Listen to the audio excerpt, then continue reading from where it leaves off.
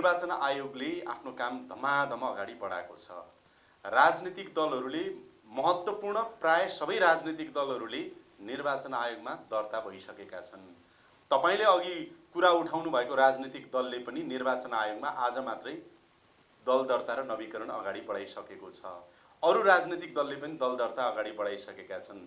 निर्वाचन प्रयोजनका लागि जुन राजनीतिक दलहरूले दल दर्ता गरिसके, हामी निर्वाचनको विरोधी होइन भनिरहेका छन्, सुरक्षाको वातावरण बनाऊ भनिरहेका छन्, गाउँ टोलदेखि जिल्ला हुँदै क्षेत्रसम्म निर्वाचन लक्षित विभिन्न चाहिँ कार्यक्रमहरू गरिसकेका छन् भनेपछि अब त के आशंका रहेन भने अब सबै राजनीतिक दलहरू चुनावका लागि तयार भइसके।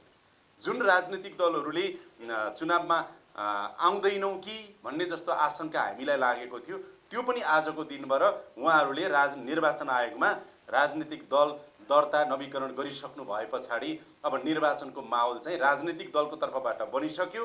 मतदाता नामावली दर्ता गरेर 8 लाख भन्दा बढी मतदाता नामावली दर्ता भइसक्यो भनेपछि जनता निर्वाचनमा उम्मिसकी।